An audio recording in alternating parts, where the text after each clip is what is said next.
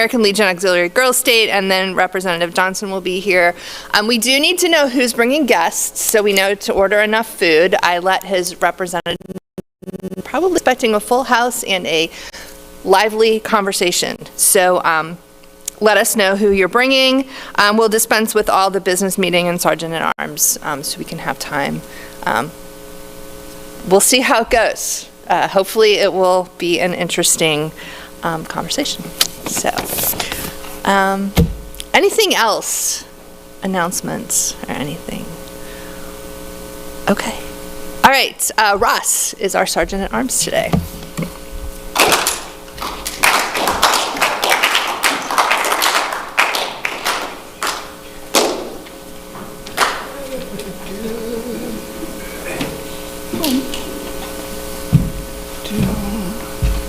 See if we can. Okay.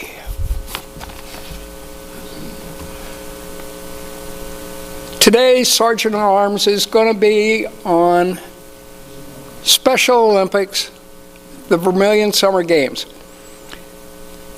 The Vermillion Summer Games is back this year. It was here last year. My daughter's participated in Special Olympics for over 40 years. Each university town gets to bid on bringing the summer games to their university, and it needs to be in a university town so they can house the athletes.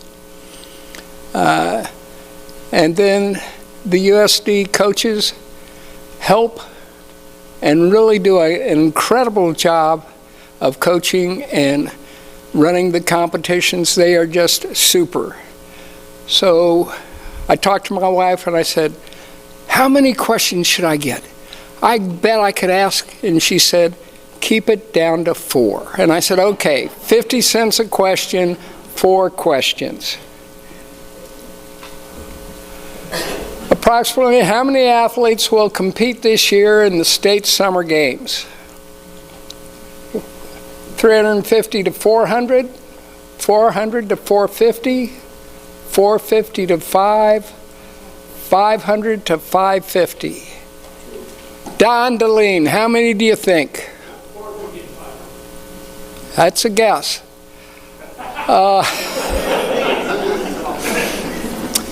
Kathy, how many do you think? 400 to 450. We are expecting approximately 540 based on the regionals that have come up. 540.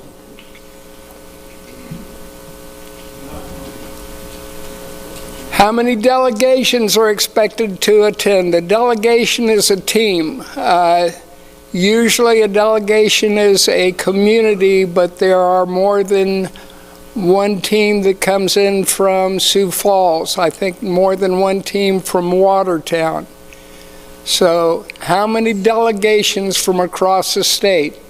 17 to 18, 19 to 20, 21 to 22, or 23 to 24. Steve.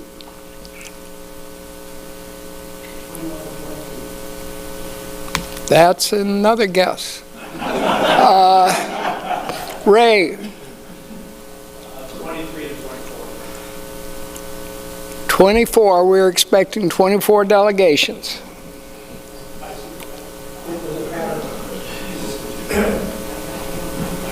When was the first Special Olympics Summer Games held in Vermillion?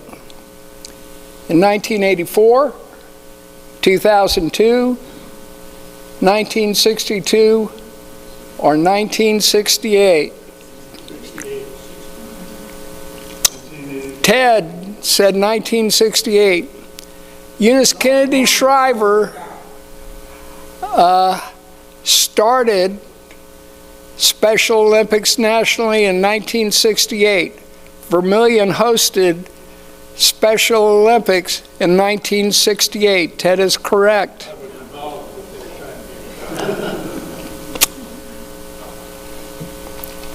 Last question.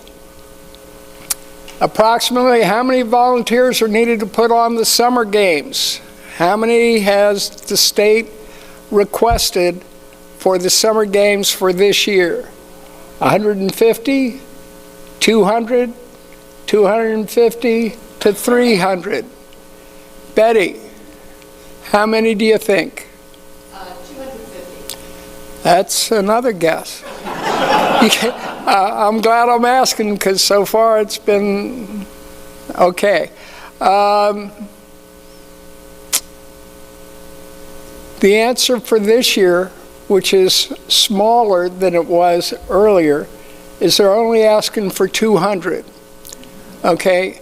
If you would like to volunteer, Deb, where can they find some of the information for that? Yes, they can go to our website, vermillion.com, or if you get the Monday Messenger, there is a link on there to volunteer.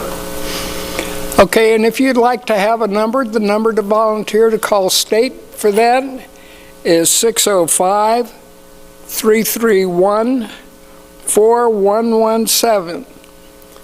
The games start with opening ceremonies next Thursday at 6:30. It'll be in the Coyote Sports, the Sanford Coyote Sports Center. And then the games are on Friday the 30th and Saturday the 31st. The 30th is for swimming and soccer.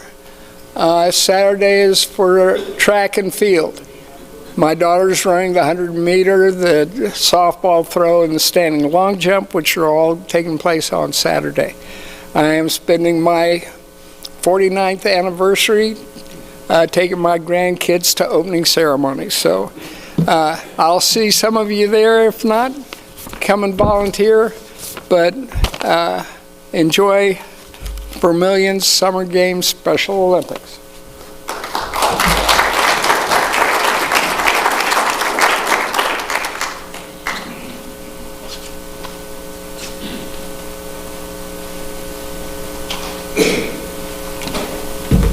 Thanks, Russ. All right, I'm pleased to introduce our speaker today, Daniel Berniston, the director of the Edith B. Segrist Public Library. The library's mission is part of the City of Vermillion's mission, specifically serving as a welcoming community center whose staff, resources, programs, and services enrich lives and provide for the educational and informational needs of our diverse community. I have to say, when we first moved to Vermillion in 2018, the very first place we went was the library, and we were so happy to find it such a really great institution in town. We've invited him here to give us an update on library services and challenges facing the library. So, Daniel, welcome.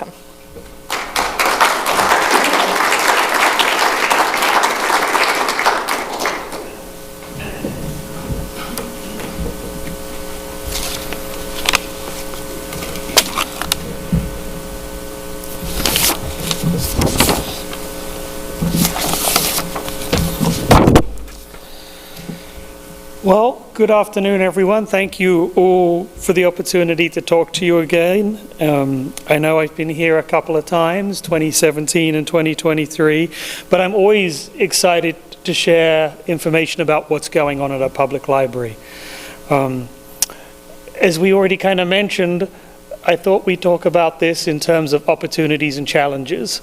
You'll see there our tagline, expanding minds, empowering people, and enriching community. I would encourage you all, if you haven't recently, to stop by the libraries, check it out, see what's going on. I think you'll be surprised at the variety of different things, whether it's the material we have, the programs we offer, the services, the technology. I think people are often surprised when they walk in the door about how many different things we offer, just the pure variety and the amount of different times a day. My name's Dan Berniston, and I've been with the library now since the fall of 2016, and I thought I'd start off with some basics, as I know many of you may already know, but where are we? For anyone who hasn't had the opportunity to stop by and check us out, we're easy to find. If you're turning down Dakota Street and turning onto Main, where that first left turn, right there when you hit First Bank and Trust, right opposite the BMO, what used to be Bank of the West. Our parking lot is located on the south side of the building. I still get people surprised or don't realize how many hours we're open. We try to be as accessible as possible to community members, and So many people have so many different schedules these days, working different days of the week, different times of day, weekends. And you'd be hard-pressed to find a situation where you couldn't get a time to get into the library. 7 days a week, Monday through Thursday, 8 through 9, Friday, 8 through 6. We're there Saturday from 10 to 5, and Sunday, 1 to 5. Lots of opportunities for people to get in and use any number of our services. My staff probably don't like it when I throw pictures of them. You know how everyone gets their pictures taken for IDs and hates it. But I thought I'd throw them in there just for some friendly faces. Who are we? There's 11 of us total at the library, 6 full-time staff, 3 part-time, 2 seasonal. And our schedules are staggered to cover the 73 hours we're open a week. It always makes me chuckle when someone comes into a different time than they're used to and sees someone they've never met before. Are you new here? No, been here a long time. It just depends on the time of day you come in and the day of the week. Oops. So, if you're ever wondering, it's a question we do get from time to time. We track it and we report it to the state library among a number of other things every year. How much do we have in the library? Here's kind of a high-level summary. Over 55,000 books, 3,800 DVDs, 2,000 audiobooks, 3,600 magazines, and every year we continue to see the growth in popularity of our electronic resources. One of the main ones has been our Libby app from Overdrive, where you can check out ebooks and downloadable audiobooks. There's over 63,000 ebooks available, 10,000 audiobooks, and even 4,400 magazines that you can check out and take a look at. Real easy and convenient. If you have a tablet, or even a smartphone, a computer, especially if you're traveling a long drive, it's easy to download an audiobook. You don't have to anymore get those bulky cases that has 30 CDs in and try and switch them out while you're driving down the road. You can download the audiobook. Many of us now have Bluetooth or an audio jack on their car. You can plug it in and listen to it while you're on the way. It's great. It's easy.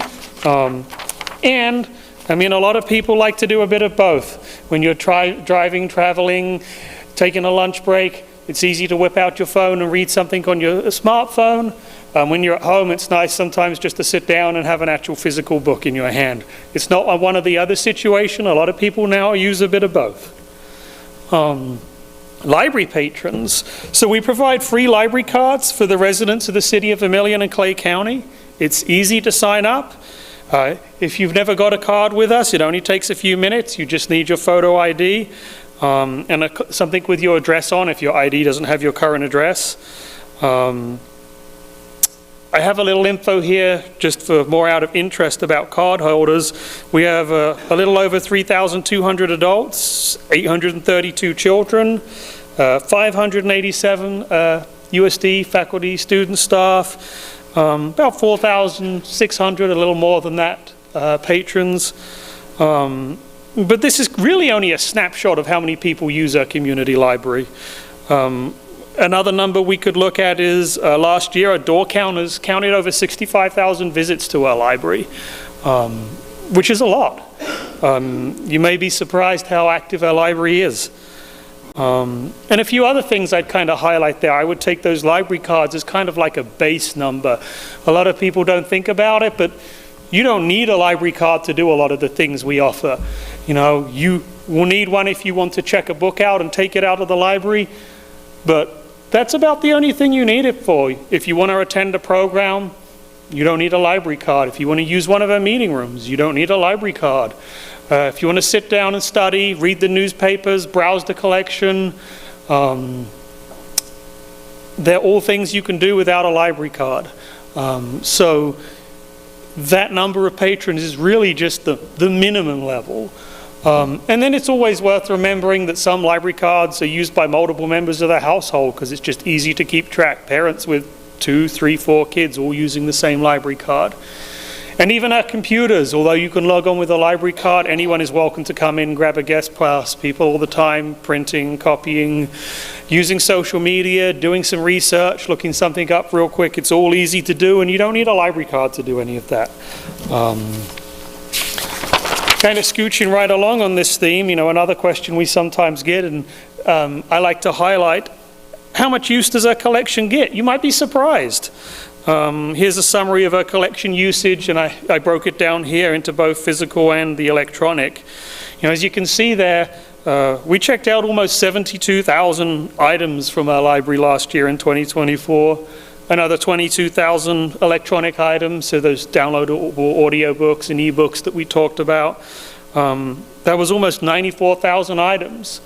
And that doesn't include all the other things we offer, the computer sessions, the Wi-Fi, some of the research databases, digital archives, and some of the other things that don't get tracked as part of that or get tracked separately.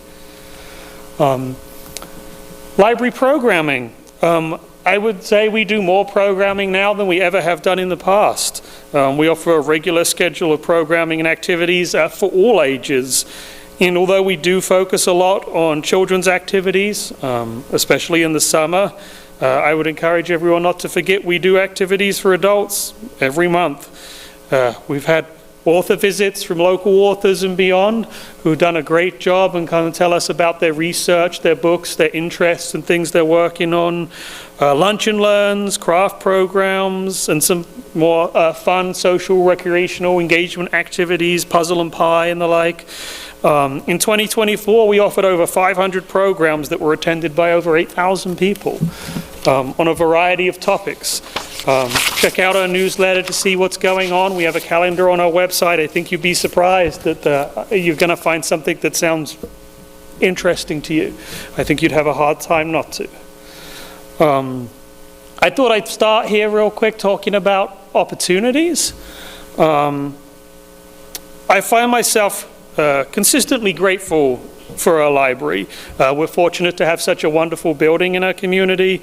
When we see visitors from other communities throughout South Dakota, I often get the comment about how nice our library is, that we have a newer building, that we have so much space. There are a lot of libraries there throughout the state in much older buildings, for 40s, 50s, 60s, struggling in dimly lit buildings that aren't very accessible. And some still out there in the old Carnegie building, like the one next door to us from 1903. So we are very fortunate here to have the building we have. I'm also very grateful for how supportive our city and city council are of our library. And I'm especially grateful for all the support, feedback, and ideas from our community members that really helps us set the stage to make it such an active and thriving location for our community. And although, there's some people who have some very traditional images of libraries, of shushing librarians walking around, modern libraries have increasingly become thriving destinations for their community. We work very hard to strive to tailor the services and needs, the services we offer to the needs and interests of our community. Libraries offer a greater variety of resources, programs, and materials than ever before, and I'll highlight a few of them here for you shortly. Libraries, have become centers for their community, offering not just materials, but technology, computer access, Wi-Fi, printing, copying, faxing, meeting rooms, gathering spaces. There are just so many different things going on. We have resources and programs for all ages. A lot of institutions out there focus on a particular program or an age group, whereas we're consistently trying to engage with all our community members. And library programming is free to attend. We very rarely charge a fee for anything, and nearly always there's no registration required unless it's something we have to order supplies for and need to know a number. The first thing I thought I'd mention, as it's newer, and I know some people don't realize we have it, is a library of things. What is a library of things? A collection of items beyond traditional books, including things like tools, gadgets, games, and puzzles. This particular collection of items came about from an opportunity that we partnered with a USD class. Back in 2023, the USD Sustainability Capstone class approached us. They do a research project every year and often try and connect with a community partner, someone they can engage with, help, do some research on. In this particular case, they were looking at the idea of the circular economy and a more sustainable economy, the idea of more reusing and sharing rather than purchasing and hoarding. encouraging recirculation and resiliency, maximizing resources, minimizing waste, a more social usage and circulation of material rather than individuals buying things and holding on to them themselves for long periods of time.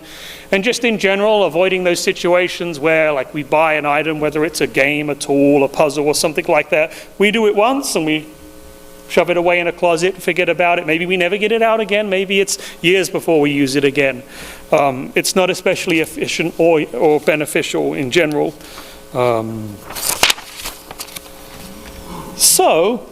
The sharing economy, students compiled research and a report on the sharing economy.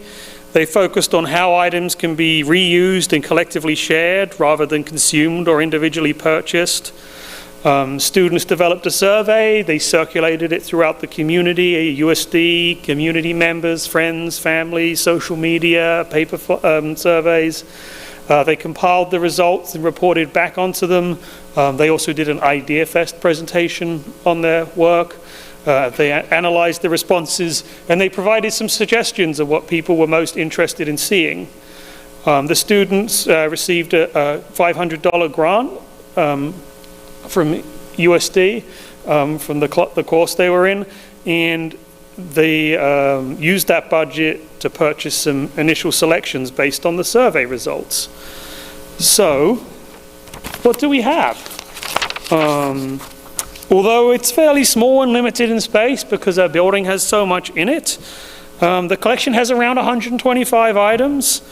A large part of the collection is puzzles and games, from some early learning activities and puzzles that can be done with kids and parents, to just general board games, puzzles for rainy days. We rotate them out and change them from time to time. But it also includes some other items. A carbon monoxide meter, electricity usage monitor, household tool set, laser level, stud finder, moisture meter, soil tester, 100-foot tape measure. We even have a ukulele in a book about how to play. Some of these things, people use them once and never use them again, only need them once every few years. Like with the ukulele, they're looking to try something out and learn something new, but they don't want to invest the money up front and then never use it again. A lot of this is a low-risk, easy way to use something and not have to worry about being stuck with it or not finding a home for it or it never getting used again. A lot of the items in this collection came from that original donation. A lot of the games and puzzles continue to come in from donations from community members. So in a lot of ways, it's been self-sustaining, and we really appreciate that. Between August 2023 when we started and March 25, the items have seen 544 uses so far. So it's going well. Some other similar things I thought I'd highlight. Some kits we have were added recently. We have some early literacy and learning kits. These are some other opportunities that I thought were worth highlighting. These are self-contained kits. They've got a variety of ready-to-go activities and resources in for kind of preschool age kids. If you have kids or grandkids and you're looking for activities to do with them, these would be worth checking out. There's some phonics ones and there's some other more like STEM-based activities. Real easy, you just take the whole bag with you, pull the activities out, use them, bring them back, and you can get another selection. We also now have the launch pads, the early literacy tablets. Technology can be difficult and expensive if you've got multiple people in the household. Sometimes, you're passing a tablet or a computer around between 3 or 4 people. These tablets are all pre-installed early literacy activities. No internet is needed, so if you don't have an internet at home, no worries. Kids can sit down and play some games and activities, pull up a book and read it on there. Very easy to use, and another way that in a current environment kids can get comfortable using technology because they're going to be using it at school early on. And also related to this, for those of you who may be interested, we also have a language learning version of this tablet. We have about 13 or 14 different languages: French, Spanish, German, Chinese, and a variety of others. If you want to kind of check that out and get a feel for a new language, see if it's something you might be interested in learning, it's an easy, low-risk way to kind of check that out and follow along.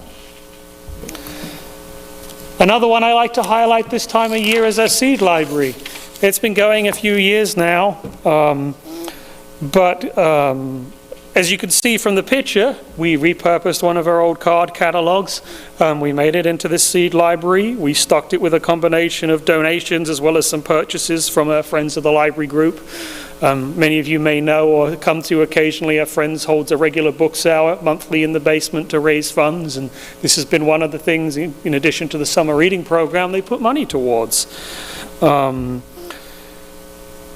These seeds are free to local community members. It's a low risk, easy way. If you're new to gardening, never tried it before, haven't done it for a while, want to grab a pack and try it out, borrow, grow, and share. Take a pack or two, give it a try. If you have extra packets that you haven't used, we have a tub right on top and you can drop them off there. We'll sort through them, put them in the drawers, and other community members can take them. I know often, at the start of the season, people grab those packets at the store and only use so many of them. We'll happily take them if you don't get to use them. It's a great opportunity. We were also especially excited this year to have the Master Gardeners come from the Missouri Valley guys and do a seed planting class, and we hope for some more opportunities in the future. We got a great turnout for that, and the community were excited. They got to learn a little about getting seeds started and do a hands-on activity and try starting themselves and take them home with them. So, another thing I thought I'd highlight real quickly, the Toy Lending Library of South Dakota, another partnership we have with a nonprofit out of Sioux Falls. The Toy Lending Library strives to enhance learning and development through play for 0 to 5-year-olds. They provide us with a monthly rotating collection of about 30 to 40 kits. They're free to borrow. People can take them home, play with them, and return them, bring them back, no pressure. If you don't have a lot of resources or a lot of space for toys at home, or just don't have much of a variety, it's a very easy way to try out some different things and bring them back. Challenges. Moving right along, I would say, like I mentioned before, we have so much appreciation for all the local support for our libraries. Unfortunately, this year on the state and national level, things were a little more difficult for us. Some of you may remember when I was here in 2023 during National Library Week, we talked about growing concerns regarding censorship and banning of books. And unfortunately, we've seen this trend continue. Libraries in a lot of places across the country have found themselves caught up in culture wars between different groups. Since 2021, the censorship attempts across the nation have continued to increase rapidly.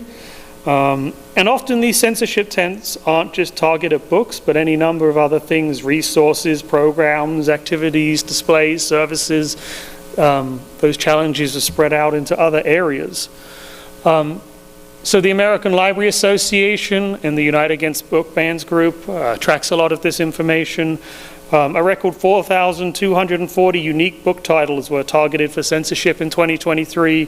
That was a 65% increase over the year before and 128% increase over the 2021 numbers. And interestingly, the types of challenges have changed. For a long time there, a lot of the challenges libraries received were from individual parents and community members who picked up a book and had some concerns. Perfectly valid. We have a procedure for that, a way patrons can talk to us about their concerns. We can look into them and give them a decision on it. It's absolutely within the right of a community member to talk to us about their thoughts on an item, and we want to hear about that. But in some of the more recent scenarios, what we've seen is a massive increase in pressure groups and individuals demanding censorship of multiple items. Not just one book, often not even something they themselves have checked out or read. They're just dropping lists of multiple titles, sometimes dozens or hundreds of books at a time, saying they don't want to see these books in schools and libraries. You can kind of see there, in 2019, multi-title challenges made up only 5% of book challenges. In 2023, it was 73%. 2022, I'm sorry, and 2023, it was 89%.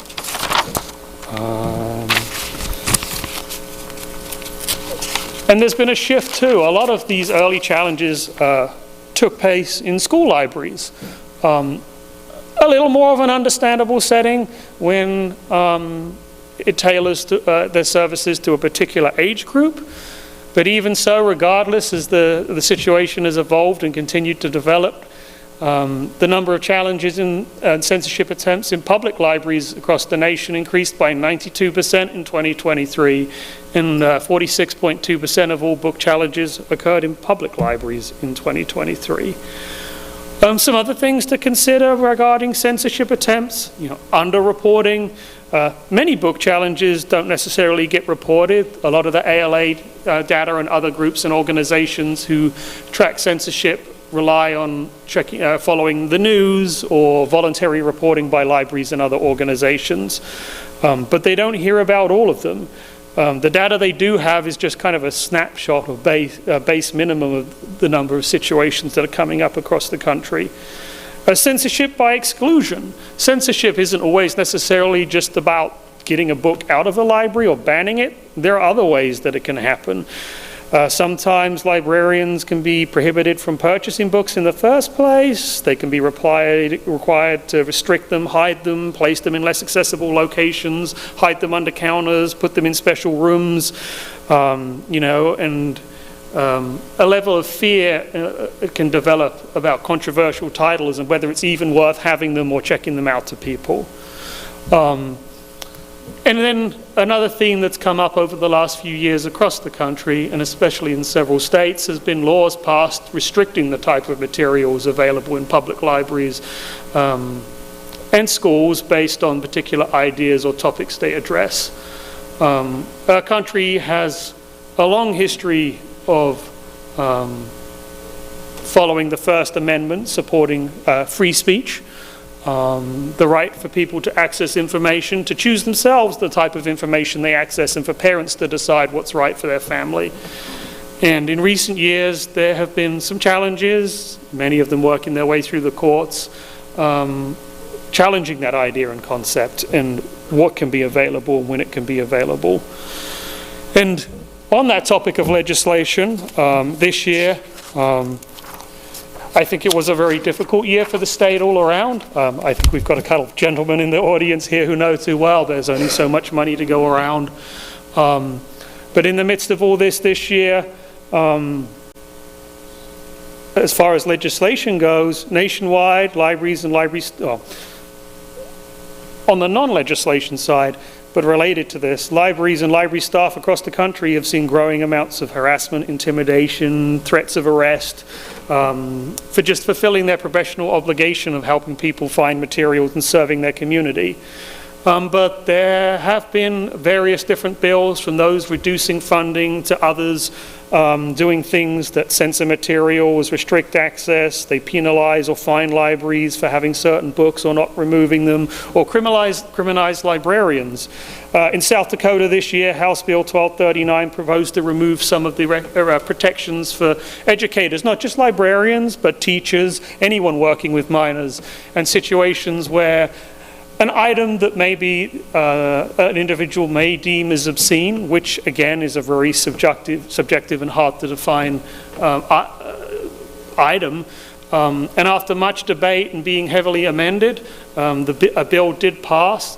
It was not the same as the original one. The final amendment added an additional step to the appeal process many libraries have, allowing for if a community member submits a reconsideration or a request to remove an item for a library, if the library and the library board reviews it and decides that it should remain in the library, the community member would now have the option to appeal that decision to the governing body and ultimately for judicial review.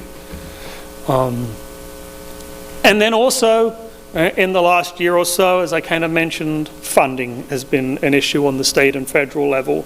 The original South Dakota budget proposal for last year included massive cuts for a state library.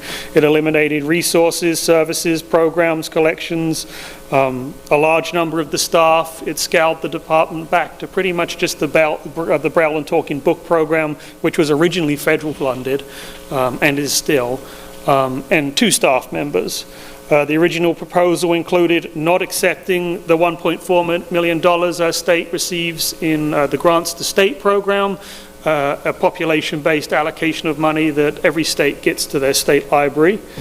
And after a lot of campaigning and advocacy from the Library Association, library supporters, discussions at the Capitol and with the Appropriations Committee,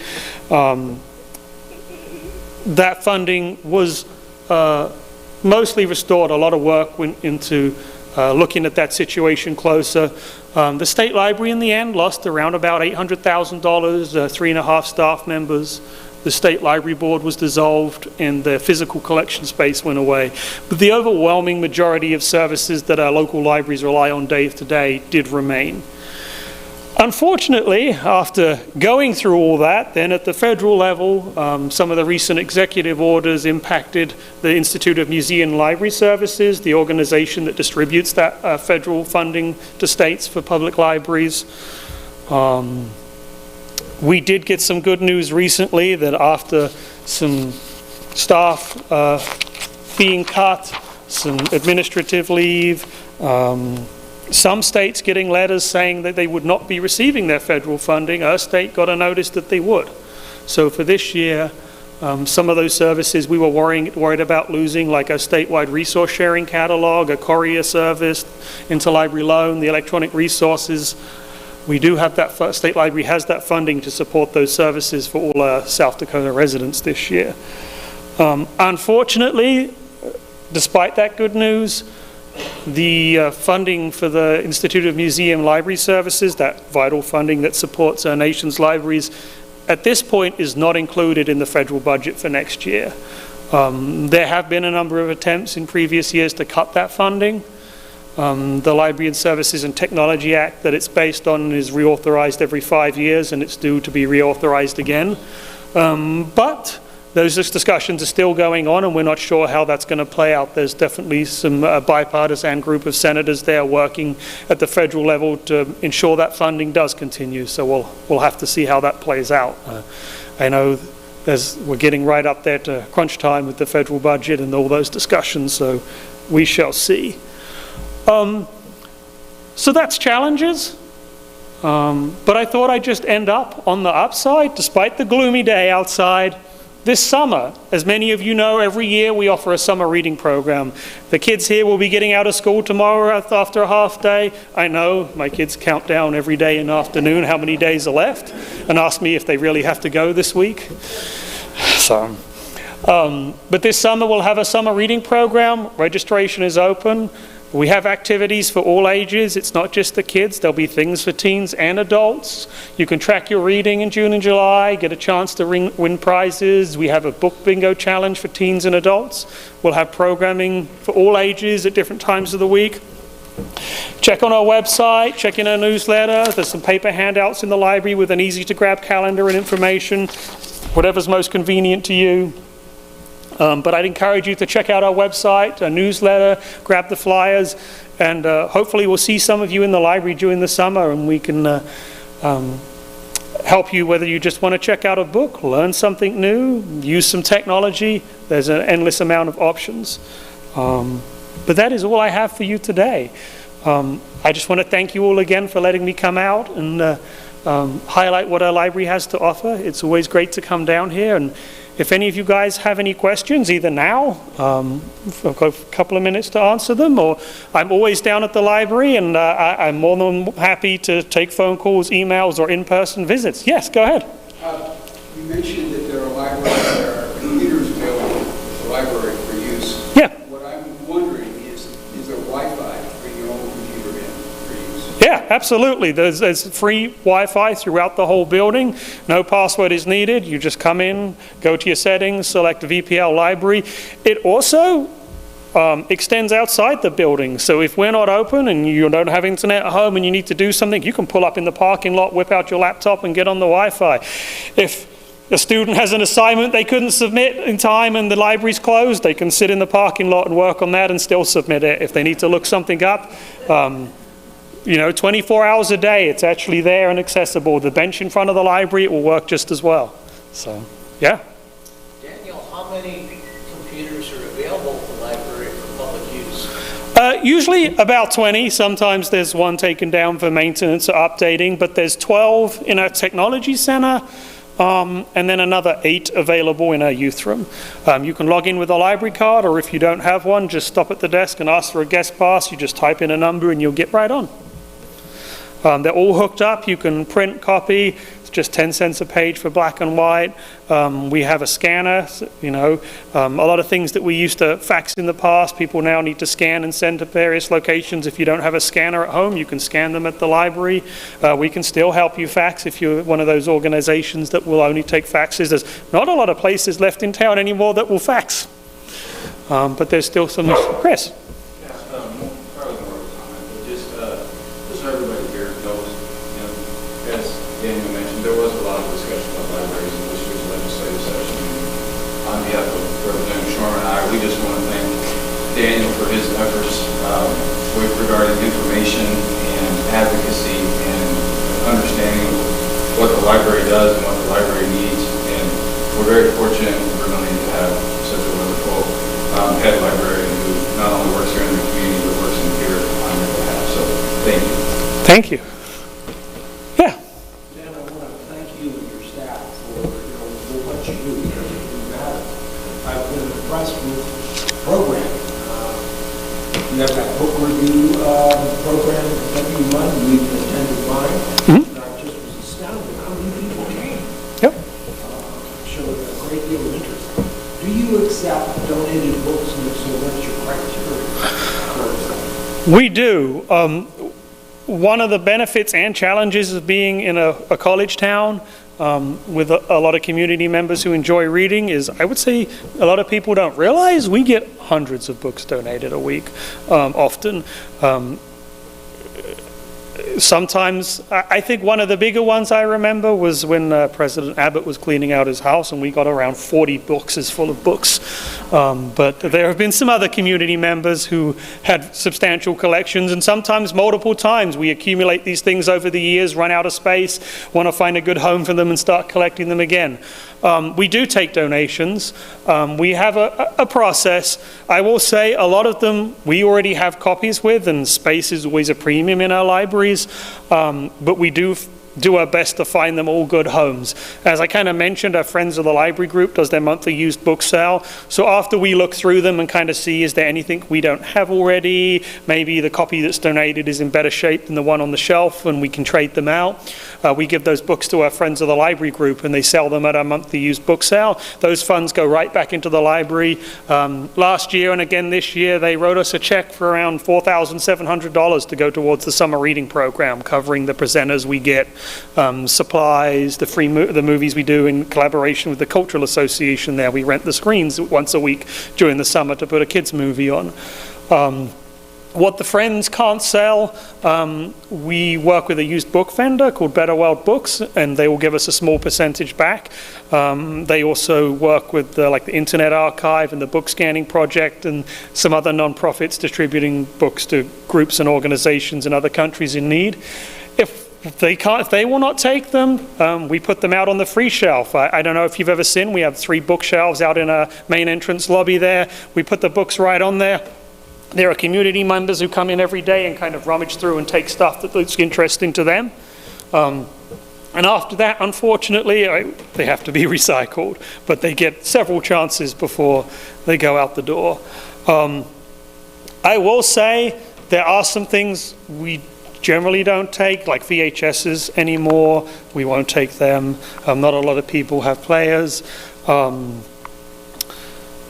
Things that are more like pamphlets, calendars, thin paper-bound booklets, we can't really do a lot with them, and they often aren't easy for people to see or sort through. Very old, large sets of encyclopedias. I know they look nice.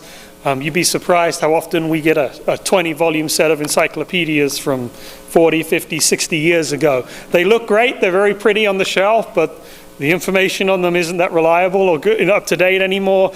And I know everyone wants to find a good home for them, but they're just not that usable by most people anymore, unless you want to put them on your shelf to look pretty in a living room. So, but yes, we will happily take them. Ted? Dan, I'm not sure everybody here has any knowledge about Edith Segrist and who she was. Can you tell us a bit about her and how her name came to be in the library? Absolutely.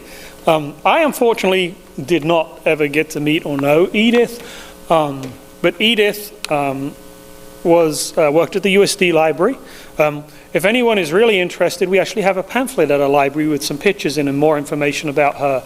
But Edith worked at the USD library for a number of years and taught in the library science program when we had one here at USD. Edith and her partner had no children and were huge library supporters.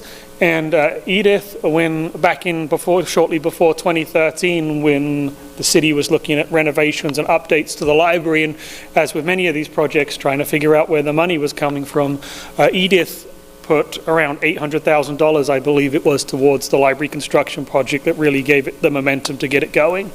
And what not a lot of other people may also realize is there was also an endowment set up, 15, 20 years. We get a Library Foundation gets a payout every year from that, as well as several other groups like the Vermillion Music Boosters and some others, I think maybe United Way and some others. And Library Foundation every year puts that money back into the library. They've brought new computers, whiteboards, technology, things for the kids' areas, furniture. So they reinvest all that back in the library and save some away for the future. But we were very fortunate there that Edith came around at just the right time and made that wonderful new building I talk about possible. So, thank you. Now, thinking in terms of that, is there space, if there was ever a need to expand the library, are there space or plans on that sort of activity? So I know when the committee originally looked at it, they did consider some other locations, outside on the edge of the town and whatnot. I think there were concerns about the library being easy to get to, especially for kids, like not having to cross two busy roads. And where we're at right now at the time was very conveniently located between the two elementary schools. Now it's a little further away.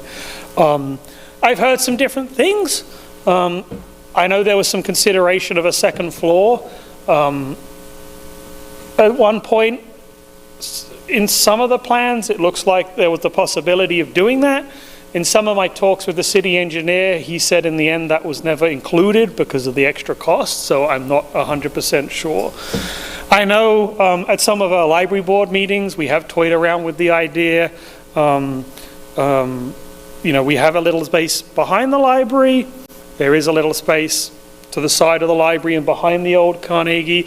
At one point, during the renovation, and it was deemed too expensive and difficult due to some accessibility issues, there was some consideration given of putting some sort of walkway or ramp to the old Carnegie library next door and kind of reintegrating that into the library. And I know our board has talked about that a little bit.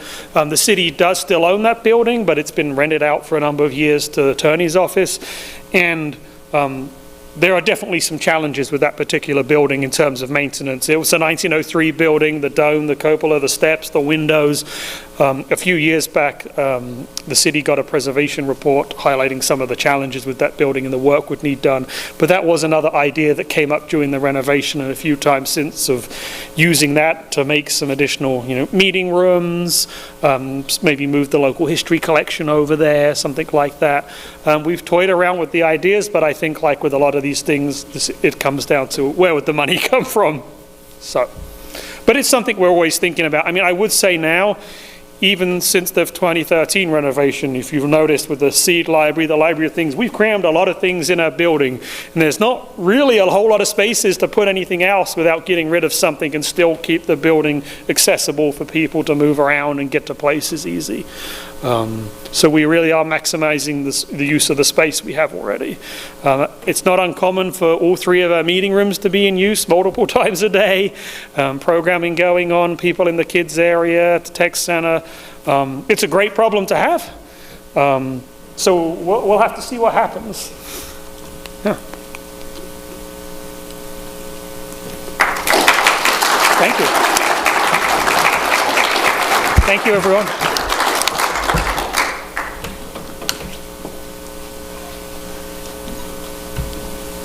Thank you so much. Like I said, it's a really great institution in our community. All right, so thank you to our guest, Bill, for joining us today. Kathy did ask, if anybody is planning to bring a guest next week, could you just could we get a show of hands? We just really want to make sure that we have a fairly decent count if we need to order extra food. So, anybody?